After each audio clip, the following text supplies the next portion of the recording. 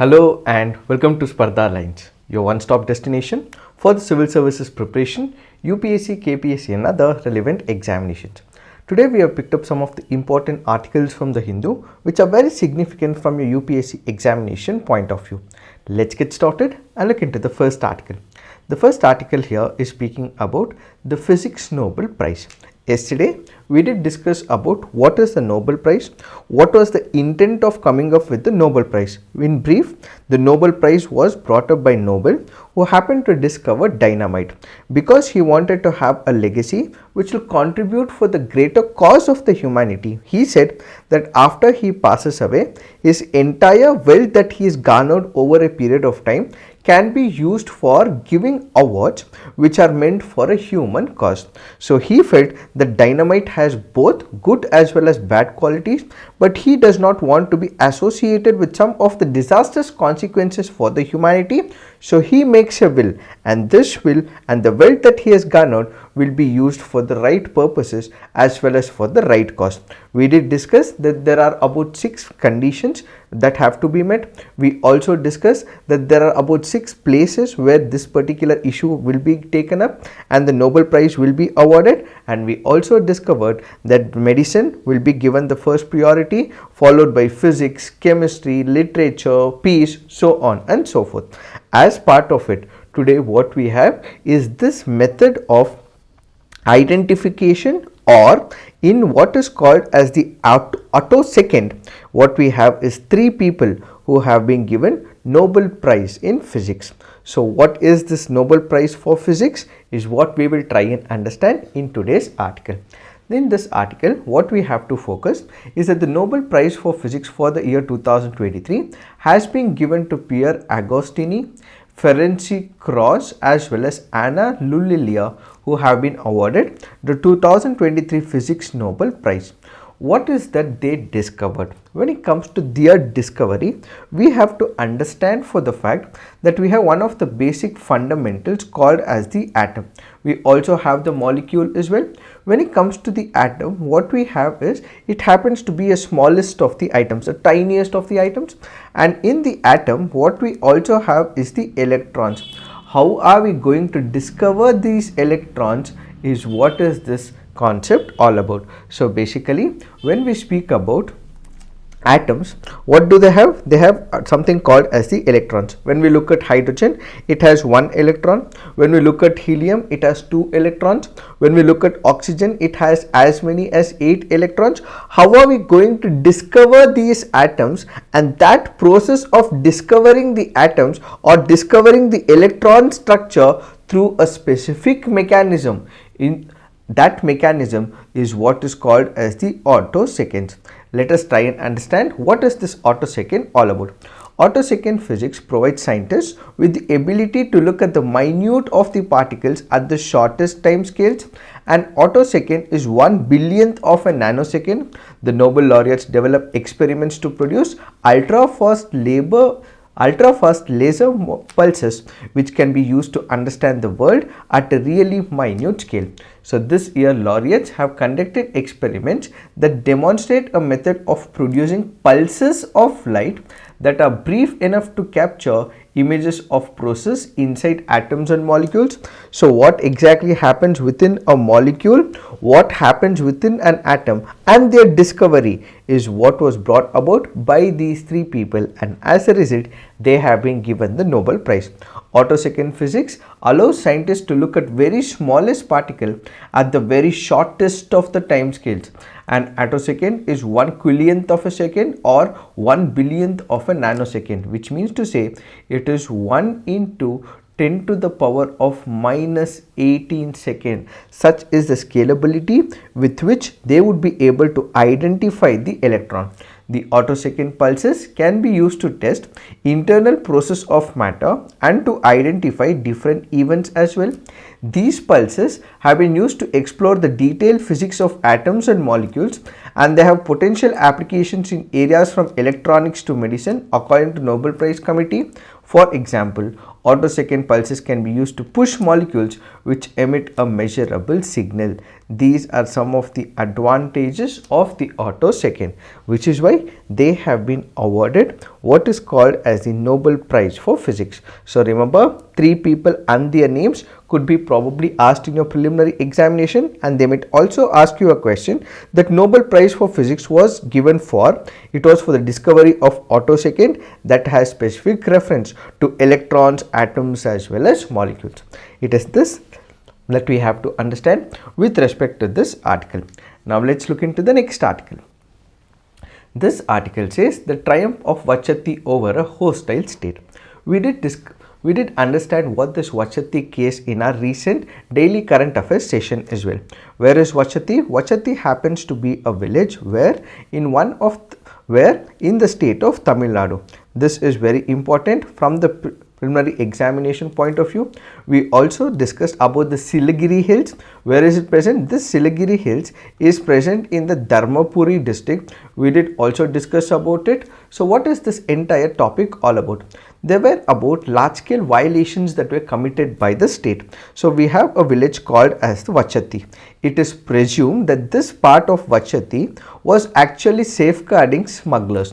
We have one of the smuggler called as Veerappan. So he was smuggling sandalwood and many other wood from the forest areas. So there were lot many people who were also involved in it well, because whenever there is a person who happens to conduct an anti-social activity, this will require some kind of support from within the state as well. So this person was being safeguarded by few people within the state, but what did the authorities do? Many authorities came up to this Vchathi village. They said that these people and the villagers were safeguarding Veerappan, who happened to be a smuggler. They conduct atrocities against these people. Their house were ransacked as well, and ultimately as many as 13 and more women were also raped as well. This led to what is called as the state excess, executive excess, and this article currently goes on to say we had the Sessions Court. The Sessions Court convicted all these people. It ultimately went under the control of the Central Bureau of Investigation, and this was investigated by the Central Bureau of Investigation. Charge sheet for filed, and all those who were named in the charge sheet were ultimately convicted by the Madras High Court as well. So this ultimately means the judiciary has helped people convict them, and there is ray of hope in the form of judiciary, is what we discussed in our daily current affairs discussion recently. But what does this article speak about? This article currently goes on to say that whenever such police excess or executive excess takes place, they would usually receive the orders from the government or from the top levels of the government. Only when there are orders from the top level of the government, they would be able to commit such heinous activities. Imagine they barge into a village, there are large number of people who are present, they go and hit them, cane them, ransack their entire village, and ultimately they are not coming under any kind of punishment. There is an impunity against them, and as a result, the author goes on to say that whenever such acts of such scale and gravity takes place, they might have got orders from top level of the government. Why did they get top level orders? That is because they were safeguarding the big shots. As I initially told you, if there is a smuggler who is involved in the smuggling activities, he may not be able to conduct such an activity without the support of few people within the government. So in order to promote and safeguard the interest of these big shots who are part of the government, that can be ministers, it can be bureaucrats, it can be police officers, whosoever, in order to protect these big shots who are part of the state, they were protected, and that was how the executive was able to ransack a certain village, and ultimately none of them were brought under the law books initially. But now all those people who were charge sheeted, all those people whose names were present in the charge sheet, they were ultimately imposed with rigorous imprisonment.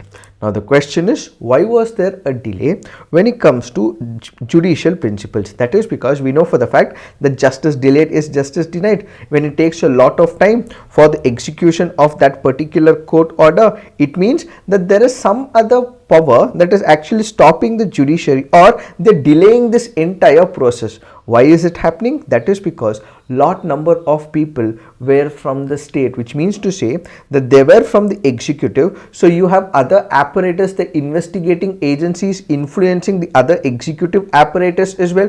The main reason for the delay is clear in the court's observation. It is not the situation that a private individual committed the offense and a single victim made complaint. The evidence of victims clearly show that they were threatened by the uniform force not to reveal the sexual assault committed by the uniform force, and if it was, they would take away the life of the individual or their family members. So the point is very clear. Let's say there is one individual who's committed a crime. This individual might have committed a crime against another individual. So there are only two parties that are involved, an individual and an individual. In this case, only two parties get involved in this entire criminal proceedings, and the victim will be provided justice ultimately. But then you have the victims who happen to be about 120 odd people, and then you have a whole machinery of the government standing for the executive, which means that the state is indirect, that is the government is indirectly supporting these executives. This ultimately has led to delay in the execution process. In fact, the uniformed police officers also threatened those people who were alive that if you go ahead and also tell the court that we were the ones who committed this particular crime, we may also go to such a level that we may also kill you or your family members. So they were blackmailing them as well, because they had to safeguard their lives as well as the lives of the near ones. They did not open up their mouth. In fact, our criminal laws do not provide any special procedures, evidentiary principles and criminal liability for such organized crimes by the state actors. So the CRPC, which is the procedural side of the criminal laws in the country, does not have any procedures when there is state excess, where there are people who are involved from the state. Had it been that there is a special procedure with respect to the CRPC or in any other law for that matter, when special laws are drafted, in that case we could have prosecuted the state authorities as soon as possible. Since the state was involved, since the executive authorities were involved, since the state was directly involved in it, there were no special procedures to bring them under the culpable books of the law. That happened to become a major issue here. Since the state was partially involved in this particular case, it was protecting the executive officers. How will they be subjected to the judicial viewpoint when the evidences and the witnesses are being threatened and also being destroyed as well? That happened to be a major issue, says the author. Apart from this, when you look at certain other international principles, what does these international principles says? It says that whenever a particular person, let's say we have a hierarchy that exists, you would have a politician at the top who will form the part of the political executive. Then you will also have the administrative executive as well. Then you will also have the line level workers. For example, it can be the constables. Above the constables will be the SI. Above the SI you will have is the DYSP. Above the DYSP you will have is the SP, and above SP what you will have is the IGP, so on and so forth. So what you will have is a hierarchy that is established when it comes to the police structure. So when it comes to such structures, you would have a PSI, or for example let's say the SI, or you will have the constables. Why will they do a particular work? That is because they would have received the command or an order or instructions and the directions from the ones who are able to take up the decision.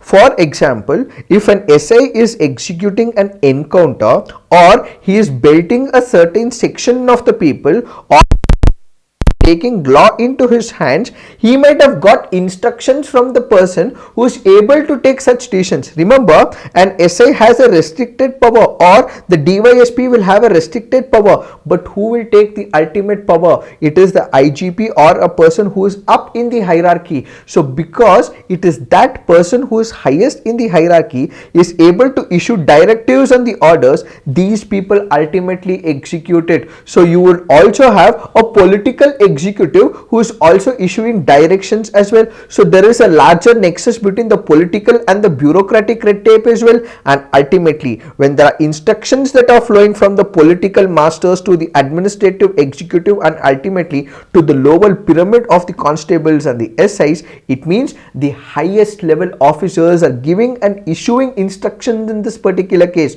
So the author goes on to say, in line with principle 24 of the UN basic principles on the use of force and firearms by law enforcement officials, law enforcement agencies must adopt measures to ensure that superior officers are held responsible if they know or should have known that officials under their command are resorting or have resorted to a violation of human rights. They did not take measures to prevent or report such use. Had they had an idea, they should have ideally stopped it, or if they haven't stopped it, it means that they were indirectly involved in this entire exercise.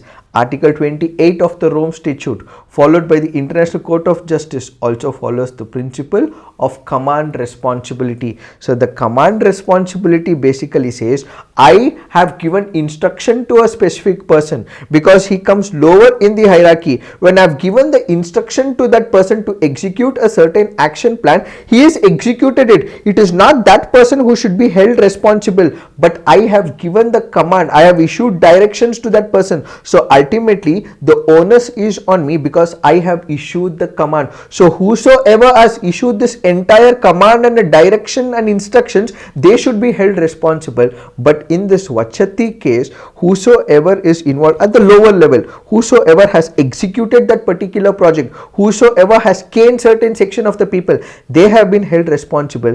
But whosoever, the political masters, the political executive and the highest of the administrative executive, are they held responsible is a question that needs to be answered. So the author goes on to say that these have not been implemented or may be implemented, but to a maximum extent it is not implemented. So it becomes a questionable mark when it comes to the Vchathi case. Added to it, when you go back to the year 2012, what you had was the Nirbhaya case. What happened in Nirbhaya case? We had a major amendment that was brought about in the form of the Criminal Amendment Bill of 2013, which eventually becomes an Amendment Act of 2013.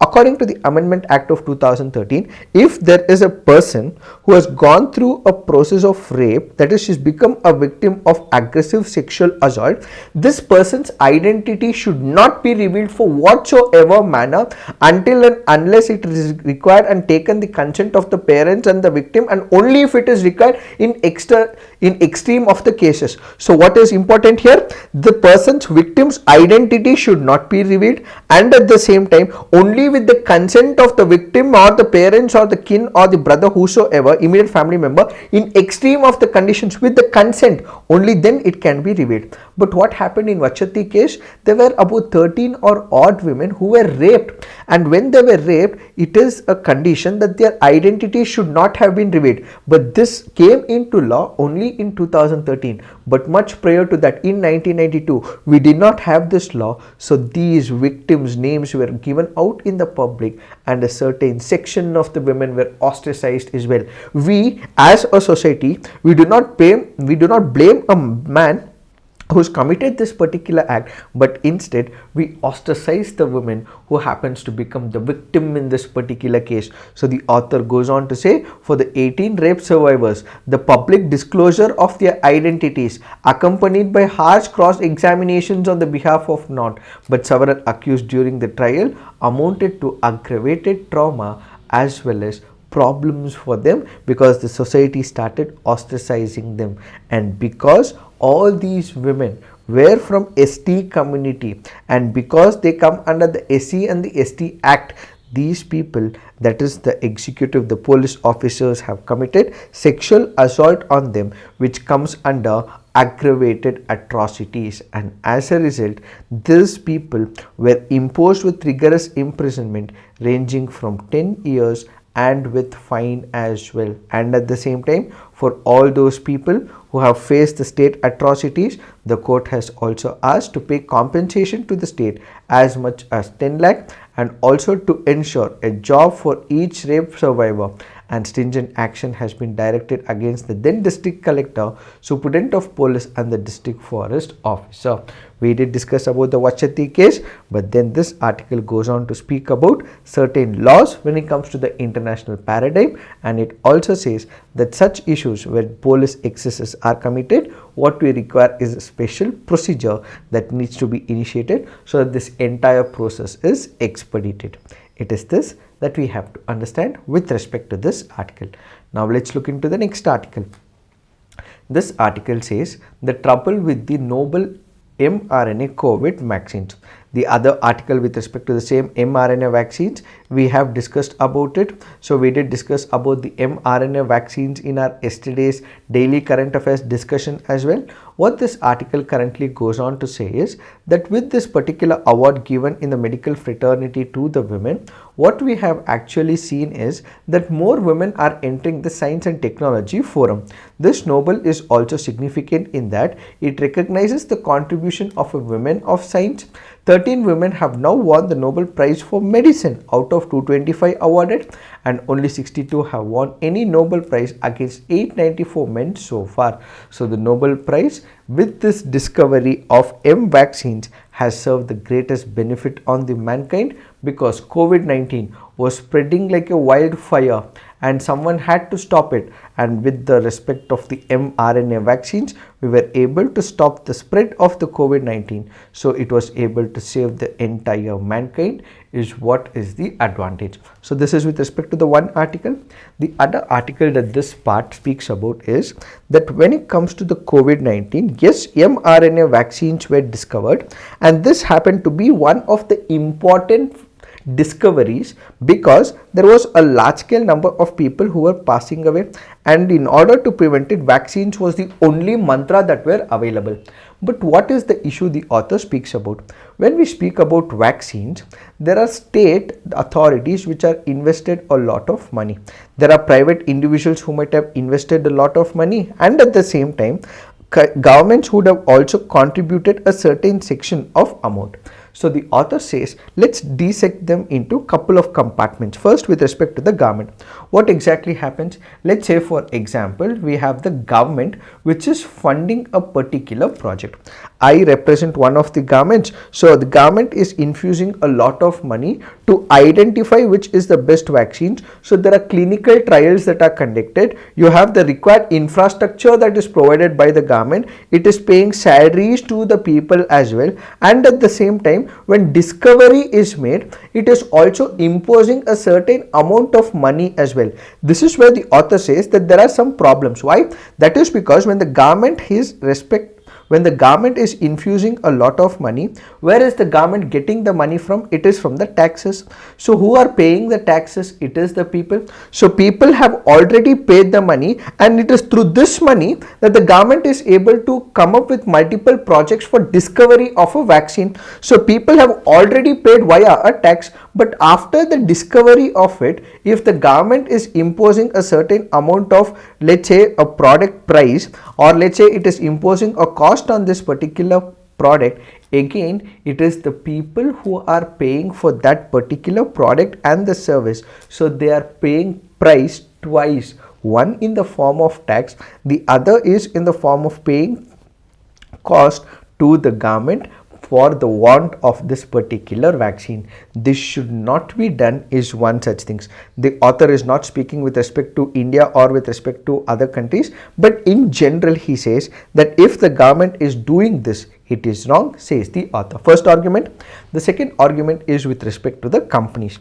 What have companies done? Companies have invested a lot of money as well, but then when you look at what's happening world over during the COVID-19, there was COVID apartheid that took place. What is this COVID apartheid?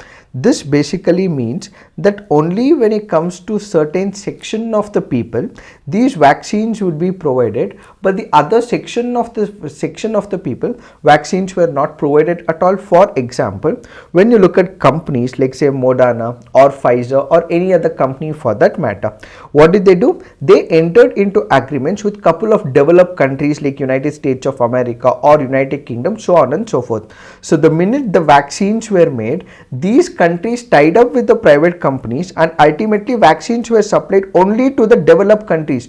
They had enough, and only after their section of the people were given the vaccines, they've safeguarded all the vaccines. Only then, after a considerable period of time, when it was spreading like the wildfire, many other African countries were also faced the heat of this COVID-19. Only after a long period of time, these people from Africa were given the vaccines. So this becomes COVID-19, that is vaccine apartheid, because these people were given at the last moment. Whenever a vaccine is given, whenever a vaccine is understood to be working, clinical trials have been conducted, whosoever is the person who needs the most, those people should have been prioritized. For example, doctors. So irrespective of which country it is, whosoever is the doctor, whosoever is dealing with the patients world over, they should have got the first priority. But what happened in COVID-19 case? Vaccines were discovered, and ultimately those from the developed countries were given first importance rather than people like the medical community in the African countries as well. That is what is called as COVID apartheid. The author also brings into picture other examples as well. Let's say, for example, what India was able to clear was COVID Maitri, that is, which is also called as diplomacy. It is also called as what is called as COVID diplomacy. Why? Because at that particular moment, India also became the brother of many foreign and African countries. Why? Because it started exporting these vaccines. India also had its own share of vaccines as well. So what did India do? India started exporting these COVID-19 vaccines to a couple of countries. But at one particular moment, when the second wave started, we did not have vaccines for ourselves. So what did we do? We did cut down on the vaccine exports, one point. But at the same time, China also had its own share of vaccines, and Russia also had its own share of vaccines that they also came up with as well. But these vaccines also had couple of issues. That is, only when these vaccines were given, there were a couple of side effects as well. And at the same time, the quality of the vaccines given by Russia and China were not that good as well. In fact, many African countries also started rejecting. Even if countries under COVAX program were provided vaccines, they were close by to the expiry date. Only when it was close by to the expiry dates, they were given these vaccines. So we are speaking boldly about vaccines. We are speaking about mRNA vaccines. But during the COVID-19 period, what happened? The humanity as a cost faced a lot of problem, and humanity faced and took a greater beating, says the author. It is this that we have to understand with respect to this article. Now let's look into the next article. This article says using AI for audit techniques. Let us try and understand what is this article all about.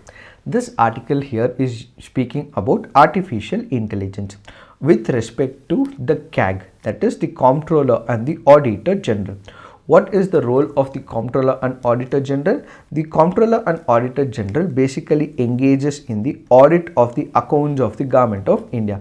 So we have the KAG, who was the former KAG, who goes on to say that when it comes to auditing, what we have to do is be very careful with respect to the artificial intelligence. Sometimes it may give accurate data, but most of the times it may also give not the accurate data. So inaccurate data can be given as well. And when it comes to artificial intelligence, there are also bias that steps into the picture. This bias is what will manifest the entire analysis, and it will give a specific outcome. So inaccurate data can be given, and there can be a certain level of biasness as well. So whenever we are introducing artificial intelligence into auditing, we have to be very careful, as artificial intelligence may be very opaque, but what we require is transparency. Artificial intelligence requires what is called as human induced terms, but this will require biasness. But when it comes to normal auditing, what it requires is impartiality. So this may get violated. So whenever we are looking at artificial intelligence and introducing of artificial intelligence into auditing, what we have to bring is transparency, ethical perspectives, and also accuracy, says the author. What are the other arguments that the author brings into picture? The author goes on to say that absolute dependence on artificial intelligence for auditing purposes may lead to inaccurate findings, and emphasized ethics as the cornerstone of responsible artificial intelligence. I'm sorry. The KAS conducts what is called as the financial audits, compliance audits, as well as the performance audits. If it is conducting all these activities, what it requires is the data. But what is the issue with the data? These data sets are complete and they gathered from couple of departments. Let's say, for example, you have one government department which has a specific platform. Let's say we have the Department of Ministry of Home Affairs, we have the Ministry of Commerce, or we have the Ministry of Agriculture, so on and so forth. Each of these ministries will have its independent platform. They will have their independent mechanism and tools as well as derivations. So what would happen? This will all have to be taken by the auditing team, and ultimately an audit has to be calculated. But data from different teams as well as different departments and different ministries will also have divergent approaches as well. That happens to be the first major concern. So the author goes on to say that when we are collecting the data should be proper. It should be from proper agencies. It should be from different sources. But we have to make sure that all of it is understood better, and such data should not come from unauthorized sources. For example, if you are picking a data from an NGO or from an organization, what is this organization's objective will be thought about. Only then this particular source and their data will have to be taken into picture. So the author says data sets must be complete, gathered on time, accurate, available and relevant. If integrity of the data fields is not ensured, we will have inaccurate audit findings. So whenever the government is collecting the data, it can have divergent platform, it can have data which may not be accurate, but it is for the KAS and auditing agencies to validate this data, check if it is authorized or the unauthorized data, and ultimately take them into picture. This is where the author brings into picture some of the fundamentals that have been practiced in the European Parliament, where they have come up with what is called as EU AI Act. So this act ensures that generative AI tools such as ChatGPT will be placed under greater restrictions and scrutiny. Developers will have to submit their systems for review and approval before releasing them commercially. Parliament also prohibited real-time biometric surveillance from all public settings and social scoring systems. What is this approach of the European Union? Whenever we have an artificial tool, let's say for example ChatGPT, which is in buzz, is one of the tools. Before it is going for commercialization, before it is being implemented, and before it is being asked by the public to use this particular AI tool, this will be given to the Parliament as well as to the official agencies of the Parliament recognized by the Parliament. So the Parliament will have authorities. These authorities will ultimately first run through or skim through this entire ChatGPT programming. It will see what is that this artificial intelligence is doing, and ultimately whether it is right or not will be studied by this authority, only then be implemented in the public forum. So even before you commercialize it, even before you allow the general public to use it, give it to the authorities who are being given by the law. They will study and understand this entire cycle of this particular ChatGPT or any other algorithm, and ultimately whether it is usable, whether changes have to be brought into, these amendments will be introduced. Only then it will go to the public, says the European Parliament approved EU AI Act. Why is this particular? That is because whenever you speak about ChatGPT, what is ChatGPT? A certain amount of information is fed into ChatGPT or any other AI intelligence tool. Whenever an intelligence tool is fed with information, this can also create intellectual property issues like the copyright violations. How? Let me explain. Let's say for example, I have written a content let's say about UPSC civil services examination. I have written a book or I have written an article. A person who's developing this app might have taken taken my content and fed into the artificial intelligence tool. So what is artificial intelligence tool doing? It is recalibrating, regenerating the information. So it is generative artificial intelligence. It is able to regenerate it, paraphrase it, and ultimately give the outcome or an output to the existing information.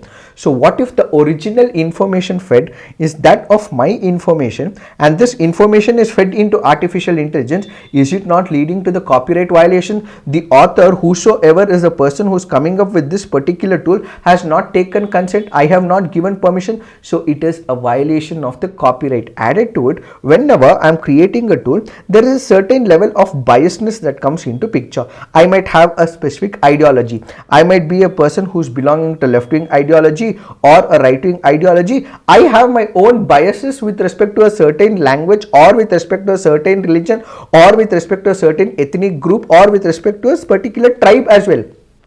When I am writing something, I introduce my biases into it. So how is this being checked? That is another issue. So in order to overcome such issues, we have Elon Musk, who wants to address these concerns by developing what is called as Truth GPT, where it is a maximum truth seeking AI. And we also have UK Prime Minister Rishi Sunak, who said that he wants to make UK the geographical home of AI safety regulation.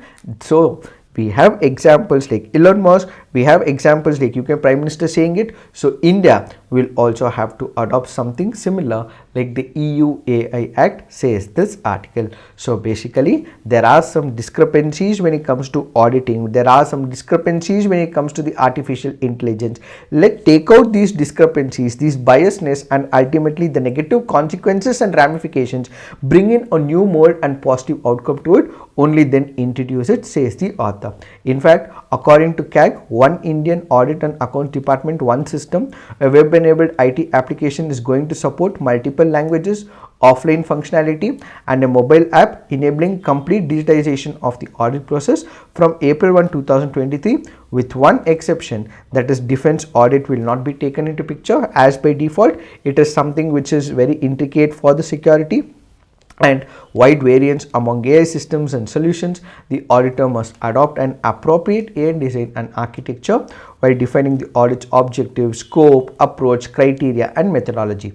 In the absence of explicit AI guidance, auditors must focus on ethics, use authenticate data sources to ensure transparency, address legal concerns, and look at deficiencies in IT controls and governance. So if we are able to bring a system which has artificial intelligence, all these ethical principles will have to be taken into the picture, says this article. It is this that we have to understand with respect to this article. Now let's look into the next article. This article says the shutdown of the Afghan embassy. The article here is speaking about that the Afghan embassy will be shut in Delhi. So this article says that whatever we have in the form of embassy in Delhi will be shut. Why? Because one, there is no support from the Afghan government, which is currently under the control of the Taliban, and at the same time, because there is no support, Indian government is not able to support it, and as a result their embassy will be shut, is one thing. Added to it, what you also have is a consulate. This consulate currently is present in Hyderabad as well as in Mumbai. So it goes on to say that consulate in Hyderabad and Mumbai may continue their operations. Why is that they may continue? That is because there are Afghan citizens and Afghan people who are coming up. They will have their own share of troubles and traumas and other difficulties. In order to support them, what you will have is a support given by the consulate. What will happen in the near future, we will get to know, but as of now the present status is the embassy will be shut and the consulate may operate in the near future, we do not know, and the consulate is currently in Hyderabad as well as in Mumbai. Now the point is, why did this entire issue surface? So does it mean that India will not have any operations with Afghanistan? No, it is not like that. What happened is in 2021 and 22 subsequently, we had United States of America which withdrew from Afghanistan, and as a result Taliban took over Afghanistan. India has directly not acknowledge the power of Taliban, but we do have diplomatic connections. We are speaking to the government because we have to speak to the government whosoever is in power. So that happens to be a major problem, because India has not acknowledged the power and the hegemony and the dominance of the Taliban in Afghanistan. It means they do not also want to continue with the relationship one point of time, but at the same time we already have a technical team that is present in Kabul in Afghanistan, which is working to ensure that visas are provided to the Afghan citizens in case they want to come down to India, so on and so forth. So as of now, India does not have a direct explicit relationship and an agreement with Taliban, which is currently overseeing the relationship in Afghanistan. That happens to become a major hurdle. So this article currently goes on to say, since Taliban is at the helm of the power, it is taking care of the relationship, maybe it is not supporting the forces that are existing in Taliban, that is the embassy people who are present in India, the Afghanistan embassy, and at the same time there were people who were operating in India, that is embassy people. These are the foreign diplomats. These were the people, some of them were appointed by the previous government as in the government which was present much prior to the Taliban. In fact, we've also had ambassadors who have left India and they've gone to other countries as well, because Taliban came over, because you had government age representatives who were appointed by the previous government. That is why it is not being supported in the present situation. So will India and Taliban establish ties? Yes, they can establish ties. As of now, there is a major obstacle, that is because no funding is coming to the embassy. So they have said that they may suspend the operations in India. However, whatever bonhomie and relationship and legacy that we have will continue to exist between India and Afghanistan. We have to wait and watch. Once we have a clear picture, we will take up this article in a greater detail. If you are liking these initiatives, please do like, subscribe to our YouTube channel, and also share it with your fellow aspirants as well. This is it for today. Thank you for watching. All the best.